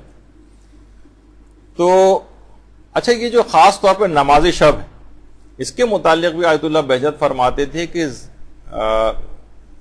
اس کا تو ابھی ذکر ہوگا, لیکن یہ سلائیڈ آ گئی کہ اپنے حج اور عمرے کو بھی امام کے لیے انجام دیں اور اس کا ثواب ان کو ہدیہ کریں. نیابت بھی کی جا سکتی ہے لیکن بہتر ہے کہ نیابت نہ کریں بلکہ ان کو ثواب ہدیہ کریں. تو ظاہری اور باطنی پستیوں سے اگر کوئی شخص نکلنا چاہے تو آیت اللہ بہجت یہ فرماتے تھے, نہیں بلکہ ایک چیز اور اس کے اندر بیان ہو جائے, وہ یہ ہے کہ جیسے ابھی درود, جیسے کہ آپ نے ابھی دیکھا کہ نمازوں کو ہدیہ کرنا, قرآن کو ہدیہ کرنا, آیت اللہ عبد الحسین امینی فرماتے تھے جو بھی شخص درود پڑھنے کے بعد وَأَجِّلْ فَرَجَهُمْ کا اضافہ کرے میں اسے اپنی کتاب الغدیر کے ثواب لکھنے میں شریک کرتا ہوں.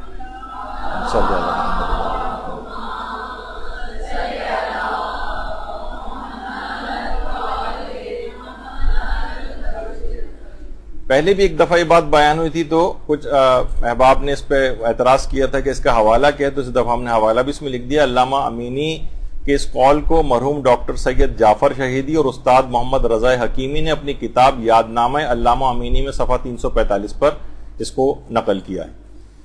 تو یہ بھی ایک طریقہ ہے تبلیغ کا کہ جو بھی درود پڑھے اس کے اندر وَأَجِّلْ فَرَجَهُمْ کا اضافہ کرے تو کہتے ہیں میں اس کو اپنے ثواب میں شریک کرتا ہوں. اسی طریقے سے اپنے تمام اعمال کو امام زمانہ کو اس میں شریک کریں, ان کو ہدیہ دیں, پھر دیکھیے توفیقات خیر کس طرح سے ملتی. تو وہ فرماتے تھے کہ ظاہری اور باطنی پستیوں سے اگر کوئی شخص نکلنا چاہے تو اس کے لیے جو کنجی ہے اور مفتاح توفیقات ہے وہ نماز شب ہے. ہم دیکھیے گناہوں کی وجہ سے تو امام زمانہ تک ہماری رسائی نہیں ہو پا رہی ہے نا, تو یہ فرماتے تھے کہ نماز شب کے اگر پابند ہو جائیں تو یہ ظاہری اور باطنی دونوں پستیوں سے آپ نکل جائیں گے اور اس کے نتیجے میں امام زمانہ سے مربوط ہو جائیں گے.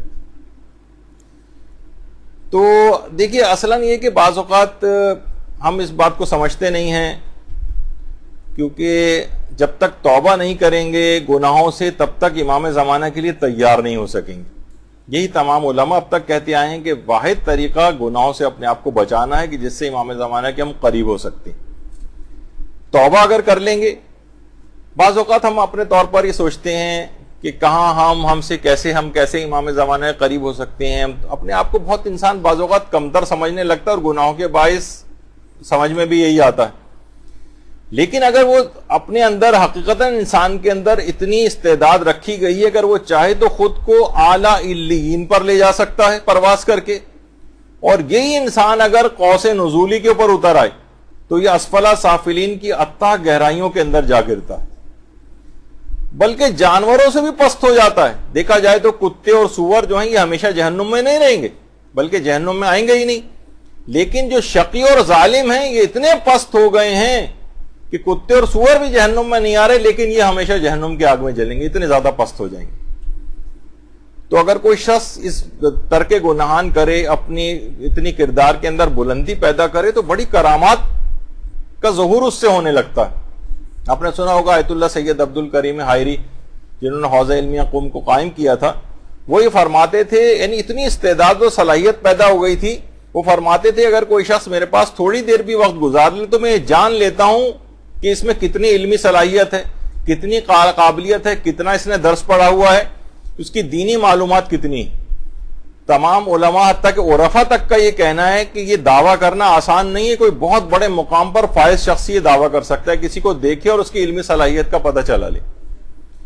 تو یہ دیکھیے یہ تمام چیزیں کیا ہیں، یہ ارتباط کو پیدا کرتی ہیں. ان کا بھی ارتباط اتنا زیادہ تھا کہ آیت اللہ عبد الکریم حائری جس وقت نماز پڑھاتے تھے تو سید الشہداء کی یاد کو تازہ کرنے کے لیے اور تب ان سے توسل کیا کرتے تھے، اور اس کے لیے اصلی خاک شفا کی بنی ہوئی ایک تسبیح کو اپنے امامے کے اوپر رکھ کے نماز پڑھاتے تھے. ان کے امامے کے اوپر جو نظر آ رہی یہ خاک شفا کی تسبیح.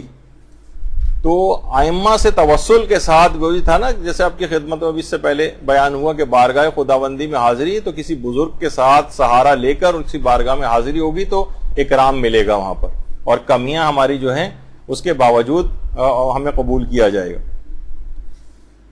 آیت اللہ وحید خراسانی ایک بات اور بھی فرماتے ہیں کہ دیکھیے وہ کہتے ہیں ارتباط امام زمانہ سے کیسے مضبوط ہوگا. ایک تو ہوگا تقوی سے، جتنا تقوی زیادہ ہوگا، کیونکہ فرماتے ہیں امام زمانہ علیہ السلام عصمت کبریٰ کے حامل، تو یہ کیسے ممکن ہے کہ ان سے ارتباط بھی اگر کوئی شخص کرنا چاہے وہ بغیر تقوی کے ہی ارتباط کر لے. ہم مقام عصمت پہ تو خود تو فائز نہیں ہو سکتے، دیکھا جائے تو کوئی مماثلت تو چیز ہونی چاہیے نا امام زمانہ سے اور ہمارے درمیان.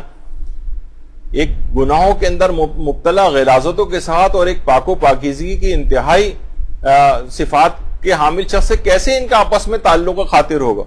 وہ فرماتے ہیں تقوی کے ذریعے. کم سے کم عصمت پہ فائز نہیں ہو سکتے لیکن متقی تو بن سکتے ہیں، کیونکہ امام کے پاس ہے عصمت کبریٰ. تو جس قدر آپ گناہوں سے دور ہوتی جائیں گی اسی قدر امام زمانہ سے قریب ہوتی جائیں گی. تو ایک تو طریقہ یہی ہے جو کہ سب سے مین ہے کہ انسان تقوی اختیار کرے. دوسرا فرماتے ہیں تلاوت قرآن، جس قدر بھی ممکن ہو سکے. جیسے کہ ابھی آپ نے سنا کہ تلاوت قرآن کو ہدیہ کرو، اور یہی کہ 11 مرتبہ سورہ توحید یہ تو آپ بنا لیں. یہ تو ذاتی طور پہ بھی میں نے اس کو تجربہ کر کے دیکھا، ایسی یعنی آپ سوچیں کہ آپ کو حاصل ہوں گی چیزیں کہ آپ خود حیران ہو جائیں گے کہ اس سے پہلے تو کبھی مجھے ان چیزوں کی توفیق نہیں تھی کہ جو اب حاصل ہونے لگی. یہ واقعتاً بہت مجرب طریقہ آیت اللہ وحید خراسانی نے بتایا ہے، اور یہ آپ کے تمام اعمال کو نورانی کر دے گا یہ طریقہ. اور دیکھیں گناہوں سے اصلاً دور ہونا ہی امام کی رضایت پیدا کر سکتا ہے. جیسے کوئی آ کر لوگ کہتے تھے نا عبد اللہ بہجت سے بھی کہ ہم زیارت کرنا چاہتے ہیں امام کی، تو کہتے تھے بھائی زیارت پہ اتنا اصرار کیوں کرتے ہو، اصل چیز ہے امام کا راضی ہونا. اور ایک دفعہ اور انہوں نے اس میں بھی کہا تھا اپنے کہ اگر صرف زیارت کرنا اور دیکھنے کی حد تک بات ہے تو شمر بھی دیکھ رہا تھا امام کو. دیکھنے تو کفار و مشرکین بھی رسول اللہ کو دیکھتے تھے. تو اصلاً معلوم ہونا چاہیے کہ کسی بھی شخص سے امام علیہ السلام راضی ہو جائیں یا ان کی زیارت سے کہیں، زیارت بھی بہت بڑی فضیلت ہے لیکن اصلاً امام کا راضی ہونا. اور ویسے قرنی نے کبھی رسول کی زیارت نہیں کی تھی، لیکن پیغمبر ایسے ہی ان سے اظہار کیا تھا کہ کبھی دیکھ بھی نہیں پائے تھے، لیکن جب یمن واپس چلے گئے تھے تو پیغمبر نے کہا تھا کہ مجھے یمن سے خدائے رحمان کی خوشبو آتی، اور ویسے قرنی. تو بہرحال یہ تمام چیزیں ایسی ہیں کہ جن کو دماغ میں رکھنا چاہیے. اچھا، پھر اس کے بعد امام زمانہ سے ارتباط کا ایک اور اہم طریقہ یہ ہے کہ آج کل کا جو غیبت کا دور ہے یہ شبہات کا دور ہے، یہ شکوک و شبہات کا دور ہے. یہاں آپ دیکھیں، جتنے میں تو یہ دیکھتا ہوں کہ وہ افراد جو کہ آج کل سوشل میڈیا وغیرہ سے دور ہیں، ان کے اندر ایمان، اعتماد، یقین یہ زیادہ ہے بنسبت اس کے کہ جنہوں نے اپنے آپ کو اس سوشل میڈیا کے ذریعے اپنے مہار اس کے ہاتھ میں دے دی. روزانہ کی بنیاد پر ہم دیکھتے ہیں شبہات ایجاد کیے جا رہے ہیں. بہت سارے فیس بک پیجز ایسے ہیں جو کہ بہت ساری چیزوں کو مشکوک بناتے ہیں. یہ فضیلت بھی امام کی مشکوک ہے، یہ بھی فضیلت مشکوک ہے، یہ روایت مشکوک ہے، یہ روایت ضعیف ہے، یہ زیارت ضعیف ہے، یہ دعا ضعیف ہے، حتیٰ کہ مسلمہ جو عقائد ہیں ان کو بھی ضعیف بنا بنا کے پیش کیا جا رہا ہے. تو کمزور عقیدے کے حامل افراد وہ بیچارے گمراہ ہو جاتے ہیں، کمزور پڑ جاتے ہیں. یہ بھی فضیلت شرک ہے، یہ فضیلت غلو ہے، یعنی ہر وقت یہ دعا، یہ زیارت، یہ تمام چیزیں بہت سے بوجھ بجکڑ قسم کے افراد بھی ہر شخص اس کے اندر آگے بڑھ کے اپنا حصہ جو ہے ڈال رہا ہے. بھانت بھانت کی اس کے اندر بولیاں بولی جا رہی ہیں. تو ان عقائد کے شبہات سے نکلنے کا ظاہر انسان استعمال کرتا ہے ان تمام چیزوں کو. تو عقائد کی شبہات سے نکلنے کا علماء نے ایک طریقہ بتایا، بلکہ دو طریقے. ایک تو طریقہ دیکھیے بہرحال یہ ہے کہ صرف اور صرف مراجع عالم کے عقائد اور نظریات وہ آپ صرف معلوم کریں. یہاں پہ ہر شخص مثلا سپر اسٹور موجود ہے، اس کے باوجود بھی آپ باہر چھابڑی والے سے کوئی چیز اگر خریدیں تو آپ کو کہا جائے گا کہ اچھی بہتر جگہ سے لیتے، بنسبت اس سے آپ نے کوئی گندی سندی مضر صحت چیز خرید لی. تو یہ علماء اور مراجع یہ سب سے زیادہ اس بات کی صلاحیت رکھتے ہیں. تو آپ ہمیشہ نظریات اور عقائد میں انہی کی باتوں کو دیکھیں، عام کسی چھوٹے موٹے سوشل میڈیا پہ بیٹھنے والے کسی آدمی کی باتوں کے اوپر نہ جائیں. یہی وجہ ہے کہ دیکھیے زمانہ غیبت میں یہ جو دعا ہے، یا اللہ ہو یا رحمان ہو یا رحیم یا مقلب القلوب ثبت قلبی علی دینک یا ثبت قلوبنا علی دینک، اگر سب لوگوں کے لیے دعا کریں تو اس کی تاکید کیوں ہے آخری زمانے میں؟ کیونکہ شبہات بہت زیادہ ایجاد کیے جائیں گے، لوگوں کے عقیدے کو خراب کیا جائے گا، امام زمانہ پہ مشکوک ان کو بنایا جائے گا. اور دیکھیے بہت زیادہ اس بات کی اہمیت ہے کہ اس دعا کو بھی آپ کوشش کریں کہ اپنی نمازوں کے واجب نمازوں کے قنوت تک کے اندر اس دعا کو پڑھیں، کیونکہ یہ بہت زیادہ شبہات آج کل ایجاد ہو رہے ہیں. اس لحاظ سے بہت ضرورت ہے اس بات کی، اور ایمان انسان بچا کے کامیابی کے ساتھ لے جائے، یہ بہت ضروری. یہی وجہ ہے کہ شب ہجرت جب حضرت امیر نے پیغمبر اسلام سے جو جملہ ارشاد فرمایا تھا کہ یا رسول اللہ وذالک فی سلامت من دینی، کیا میرا دین سلامت رہے گا؟ پیغمبر نے کہا ہاں تمہارا دین سلامت رہے گا. تو یعنی ہمیں پیغام دیا جا رہا ہے کہ دین کی سلامتی، عقیدے کی سلامتی کتنی زیادہ ضروری. تو اس دعا، وہ جو دعا ہے یا اللہ ہو یا رحمان ہو یا رحیم، اس کو آپ عقائد کے شبہات سے نکلنے کے لیے اور امام زمانہ پہ اپنے یقین کو بڑھانے کے لیے اس کو پڑھیں آپ. اور مراجع اور علماء کے جو ہمیشہ نظریات اور عقائد کو جو دیکھا کریں. اور جب بھی کوئی چیز پڑھیں، علماء ایک بہت ہی اچھی بات یہ بیان فرماتے ہیں کہ جب بھی عقائد کے لحاظ سے کوئی آپ بحث پڑھیں، عقائد کے لحاظ سے کوئی چیز پڑھیں جس کے اندر بہت ساری بحثیں ہوں اور شکوک و شبہات پیدا ہو سکتے ہوں، تو آپ یہ کریں کہ اس میں غور و فکر کرنے سے پہلے رک جائیں اور ایک جملہ کہیں کہ اس مسئلے میں میرا عقیدہ وہی ہے جو امام وقت علیہ الصلوۃ والسلام کا ہے، اور یا پھر یہ کہیں کہ میرا عقیدہ وہی ہے جو امام جعفر صادق علیہ الصلوۃ والسلام کا ہے. اللہم صلی علی محمد و علی محمد.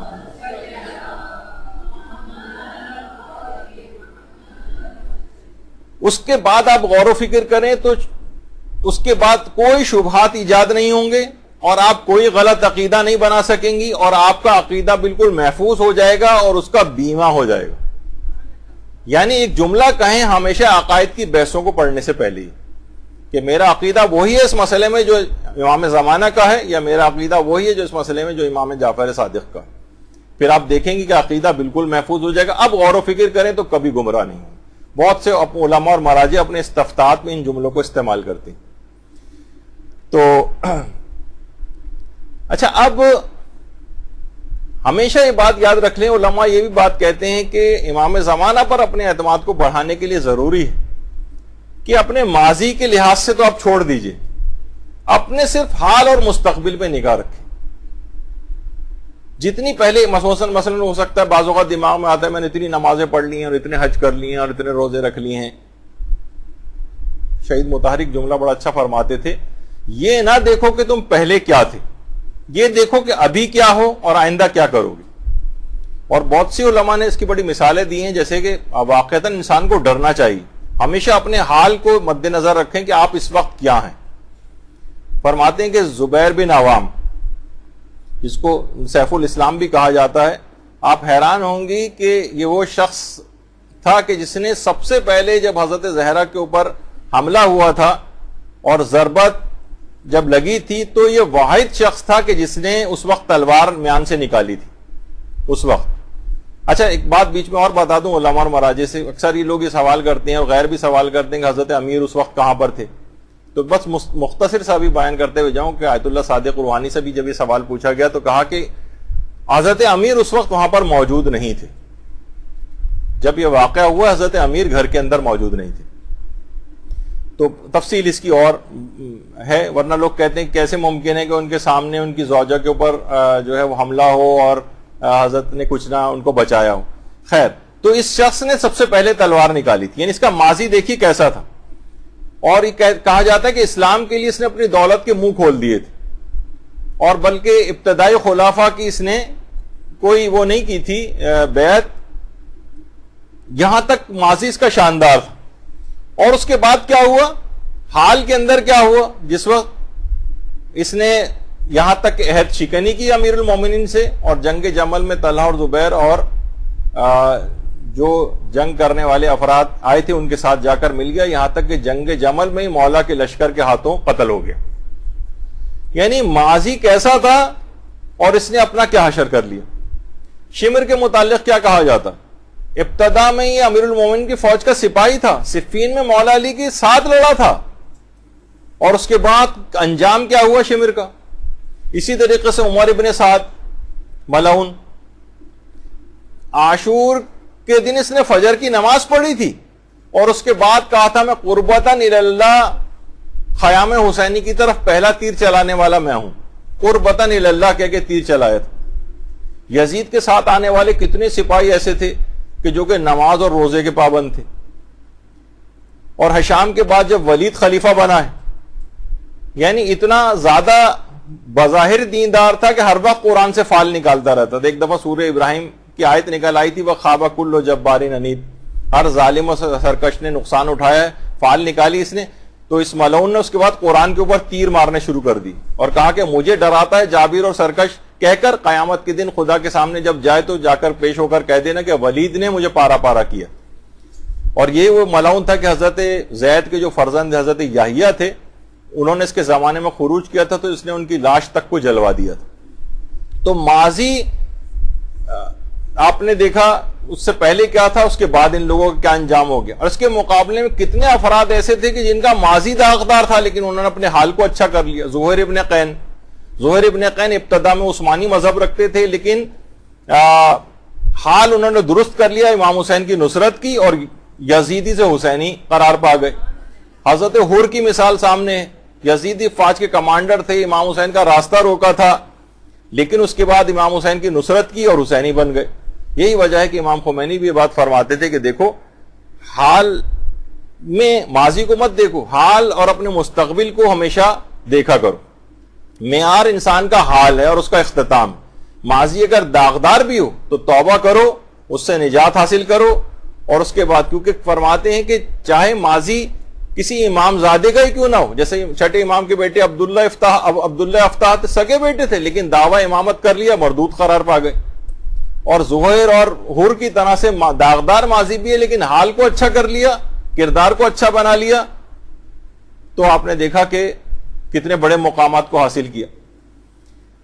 تو اب اتنا وقت نہیں ہے ہمارے پاس، تیز رفتاری کے ساتھ علماء ایک چیز اور بھی فرماتے ہیں کہ اگر اپنی زندگی کو آپ نے بہتر بنانا ہے، آج دیکھا جائے تو اس کے اوپر پورا ایک درس ہو سکتا ہے. وہ فرماتے ہیں کہ امام کے جو القاب ہیں امام زمانہ علیہ السلام کے، ہر لقب آپ کی خصوصیات کا عکاس. باقاعدہ نجم الثاقب میں 182 اسما کا ذکر ہوا ہے، اور بہت سی کتابوں میں تو 310 اسما اور امام کی جو القابات ہیں ان کا تذکرہ ہوا ہے.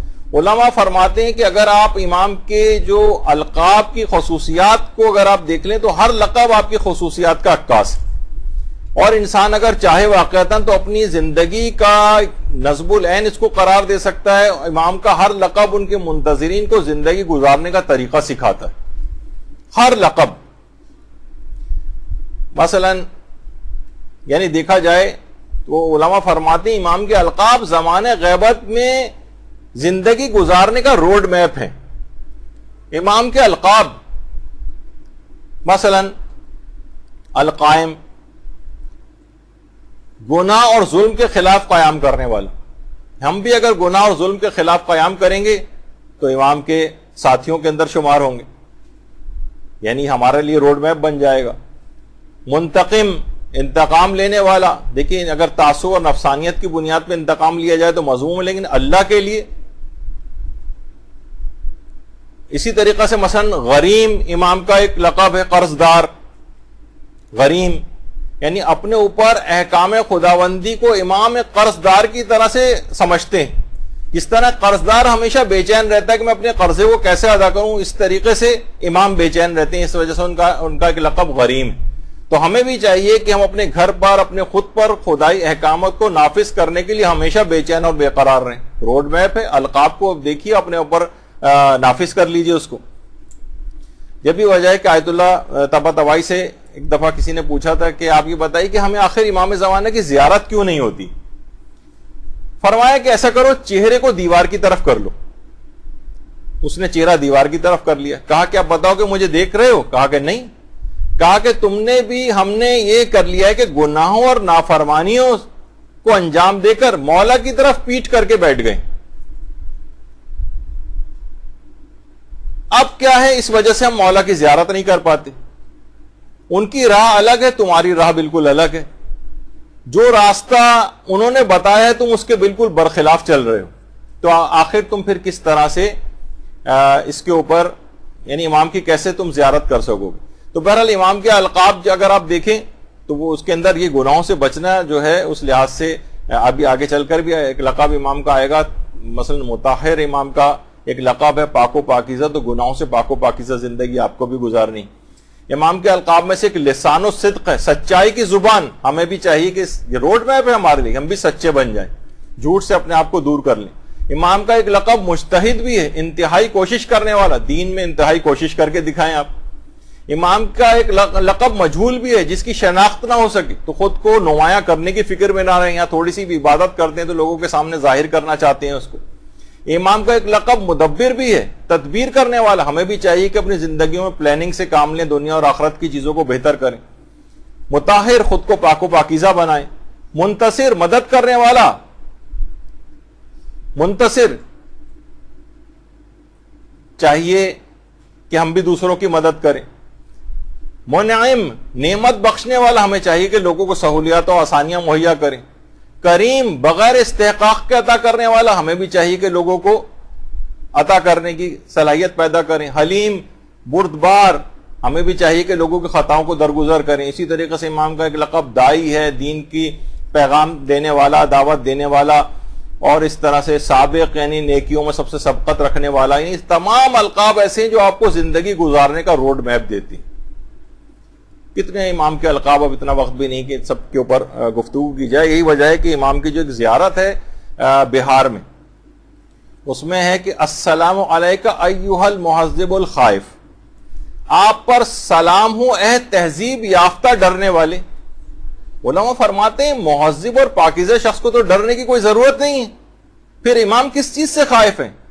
تو علماء فرماتے ہیں کہ امام ہماری بدعمالیوں اور گناہوں کے انجام سے ڈرتے ہیں. یہ تہذیب یافتہ شخص یہ آپ کی بدعمالیوں اور گناہوں سے ڈر رہا اور 1000 سال سے ہمارے لیے خائف. کسی عالم نے دیکھی بہت خوب کہا ہے کہ جس قوم کی دعاؤں میں امام زمانہ سب سے آخر میں ہوں، یقیناً وہ قوم ظہور کی منتظر نہیں. اس کی پہلی ضرورت امام زمانہ کا ظہور ہی نہیں، جب ہی ظہور کی دعا سب سے آخر میں رکھتے ہیں. سب سے پہلے ہونی چاہیے، سب سے پہلے.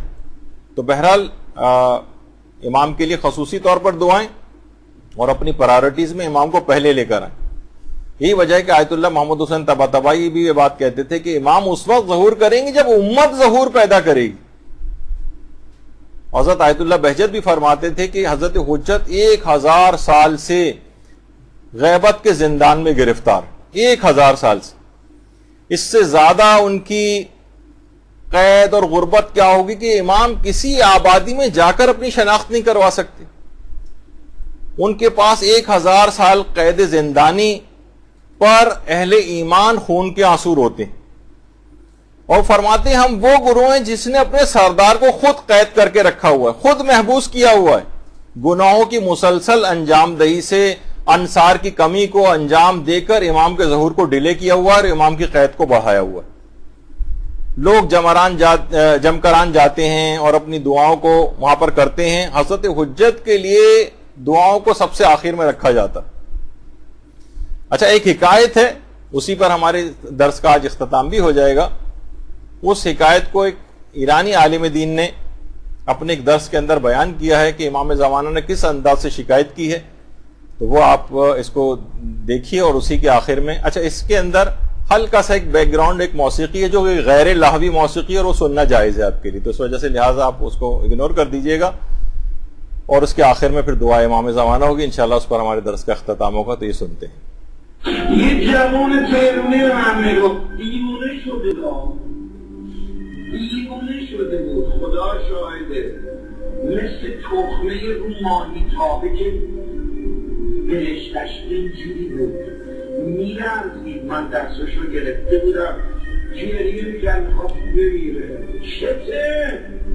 خب آجی من یه خوابی دیدم، خب چند شب پیش خواب دیدم صدا آیفون خونمون بلند شد، گوشی رو برداشتم، رو صفحه آیفون منزلمون یه سید روحانی جوان میدن، خیلی خوشگل بود، نورانی بود. گفتم بفرمایید به منزل فلانی اسم ما رو بود. گفتم بله شما. و من سید مهدی هم، اجازه میدیم بیام تو بود. در باز میکنیم بیام تو. یکی در تو آدم رو بودیدم ماه بارد اصول چیزای دیگر. گفتم وای با این بند که ما مثلا گفتم آمازون قربون قدماتو برم تو دقیقه سب کنید من خونه رو آماده کنم تشکیل. گوشی رو گذاشتم و خونه رو هرچی دستم بود که میدونستم مهدی پسند نیست، همه رو جمع کردم ریختم توی انباری تو زیر زمین اینجایی. دویدم دم در خونه دیدم آقا نیست، از کوچه ما داره میره بیرون، آماده باشید. میگه پیش همین کوچه که داشت آقا میرم بیرون یه نگاه به من کرد، گفت اشکای چشم مهدی رو دیدم. یه نگاه به من کرد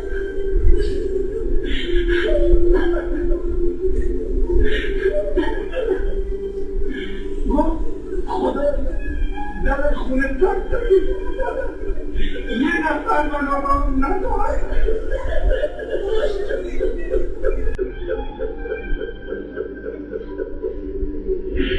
همه بودن دو دیگه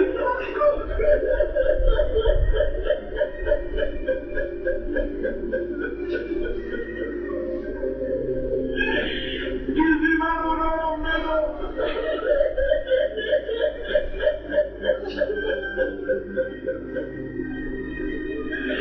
آقا قربونه شده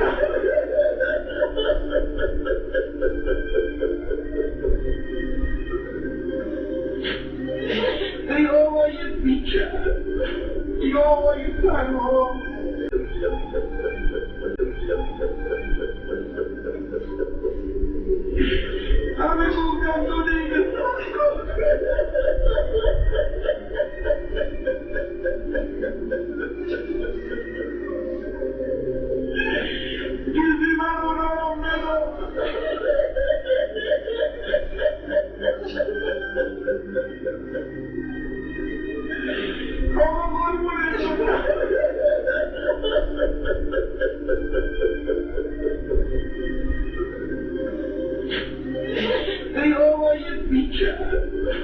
دنیای تنها رکوبای